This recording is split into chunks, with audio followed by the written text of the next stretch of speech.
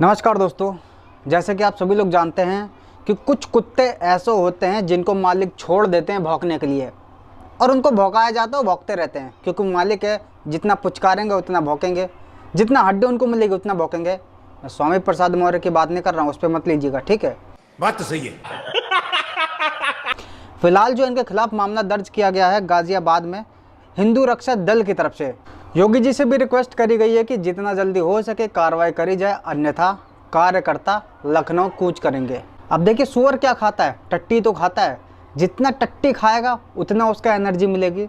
स्वामी प्रसाद मौर्य की बात नहीं कर रहा, इस पर कोई मत लेना, ठीक है। तो पहली खबर ये है कि इसके खिलाफ मामला दर्ज करवा दिया गया है। इसी बीच में थोड़ा सा स्वामी प्रसाद मौर्य से अलग हट करके विजेंद्र सिंह जैसे और भी कई लोग हैं ऐसा जो कि हैप्पी न्यू ईयर लिखते हैं और साथ ही साथ में 4 फोटो अपलोड कर देते हैं। भैया हमारे तो ये समझ के परे हो चुकी, पता नहीं काहे को इतना दिखावा क्यों करते हैं भैया, हमारे सच में बिल्कुल परे हो चुकी है कंट्रोल। लेकिन हाँ, इन्होंने एक ट्वीट क्लियर लिखा है, वो ये है कि राम मंदिर में नहीं दिल में रहते हैं। फिलहाल जो है मोदी जी के आवास की ये फोटो बहुत ज़्यादा वायरल हो रही है, जिसमें गौ माता देखी जा सकती हैं और बहुत सारे लोग इसको देख कर खुश हो रहे हैं। अब इसी बीच में राहुल गांधी की भी एक वीडियो पब्लिक हुई जिसमें सोनिया गांधी जी राहुल को खाना बनाते हुए सिखा रही हैं। चलिए, कुछ भले से कुछ तो सही, प्रधानमंत्री नहीं बने तो किचन शेफ बनी जाओगे एक दिन।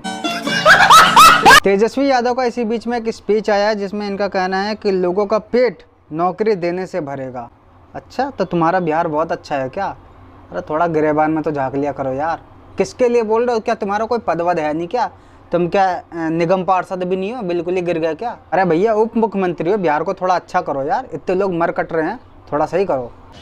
आरजेडी विधायक फतेह बहादुर सिंह, इनका एक स्टेटमेंट आया जिसमें इनका ये कहना है पूजा चरित्रहीन की क्यों करते हैं।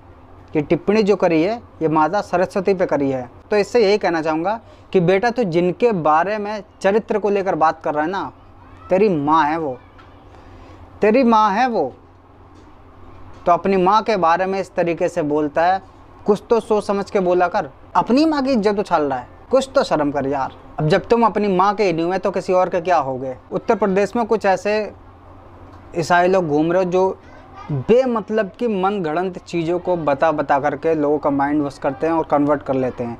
इसी बीच में एक वीडियो निकल के सामने आया, आप खुद भी देखें और सुने। इंसान का पाप क्षमा नहीं हो सकता है।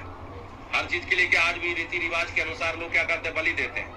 जब तक बलि नहीं देंगे भगवान प्रसन्न नहीं होगा, है ना। तो हम लोग तुझे चूतिया मालूम है बलि किस चीज़ की होती है या नहीं होती है? जो बलि दी जाती है ये क्या सही है, ये गलत है? या बलि किस चीज़ की होनी चाहिए? चूतिया का पट्टा? खैर ये क्या चूतिया का पट्टा यार, जिसको समझा रहे चूतिया का पट्टा वो है, ये तो पहले ही बना पड़ा है, इसको क्या बोलें। कोई बलि देने की जरूरत नहीं है। आज से जो समझेगा, जो इसकी बात पे आएगा कि बलि जो मतलब बलि देते हैं तभी माता प्रसन्न होती है, तो वो चूतिया का पट्टा होगा जो इसकी बात में आएगा। ये तो बन ही पड़ा, तभी लोग को बना रहा है। पहले परमेश्वर का एकलौता पुत्र देखिए, ध्यान से सुनिएगा ना, वचन पढ़ रहे हैं ना, वचन पढ़ रहा भी है। आप लोग ध्यान से इस वचन को सुनिएगा। उसमें लिखा है कि परमेश्वर ने क्या किया, जगत से ऐसा ज्यादा प्रेम किया। देखिए इस गांव में हम लोग है ना, इंसान का पाप क्षमा ऐसे होते हैं भाई लोग, और लोग इनकी बातों में भी आ जाते हैं। आप सभी लोग जानते हैं कि ऐसा कहा जाता है कि माता काली जो है खून मांगती है, बलि मांगती है। माता काली के जो अभी तक सोशल मीडिया पे सबसे ज़्यादा बड़े भक्त नज़र आते हैं वो ये हैं। ये देखिए किस तरीके से बलि देते हैं। तो मुझे ऐसा लगता है पर्सनली कि असली बलि देने का तरीका ये है। बाकी जो ये कहा जाता है कि जानवर की बलि दो, तो पर्सनली मुझे ऐसा लगता है कि जानवर की बलि देने का मतलब ये कि जो आपके अंदर का जानवर है, जो शैतान है, उसकी बलि देना, ना कि किसी जीव की बलि देना। बाकी और जो लोग भी देते हैं उनका एक अलग चीज़ होगा, मैं उसके बारे में कुछ कहना नहीं चाहूँगा। या फिर कुछ मिसअंडरस्टैंडिंग होती है जिसकी वजह से लोग अलग अर्थ समझते हैं और उसका अर्थ का कुछ और फिर करते हैं। एक न्यूज़ कटिंग आज के समय वायरल हो रही है 12 अगस्त 2007 की, जिसमें सोनिया गांधी का ये स्टेटमेंट था कि राम और रावण का युद्ध हुआ ही नहीं था। ये जो हेडलाइन है ये देखिए आप, केंद्र सरकार ने सुप्रीम कोर्ट में हलफनामा दायर किया और कहा आर्थिक उन्नति के लिए राम सेतु तोड़ना जरूरी। किस हद तक ये चले गए थे, राम सेतु को तोड़ने के लिए इतने लालायित थे ये।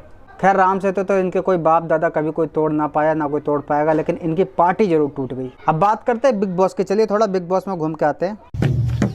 मैंने आपको बताया था जब बिग बॉस चालू भी नहीं हुआ था, जब केवल कंटेस्टेंट का नाम आया था मुनव्वर फारूकी, एंट्री भी नहीं हुई थी, किसी ने एंट्री ली नहीं थी, तभी मैंने कह दिया था कि बंदा ही जीतेगा, कुछ भी हो लेकिन जीतेगा ये बंदा। और वही चीज़ होती हुई नज़र आ रही है, साफ तौर पे दिख रहा है कि मुनव्वर फारूकी ही जीतेगा।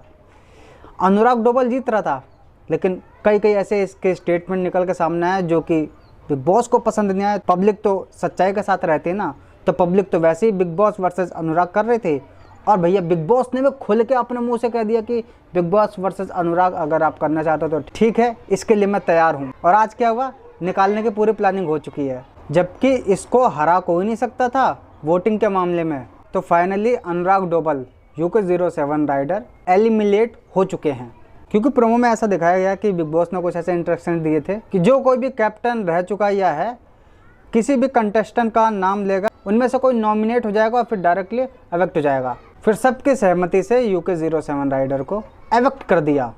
फिर भैया बिग बॉस कहते हैं कि ज़्यादातर मोहल्ले वालों के मुताबिक आप यहाँ पे कम करते हो डिज़र्व रहना। ये चीज़ तो खैर प्रोमो में दिखाया, हालांकि कई बार ऐसा दिखा भी है साफ तौर पर।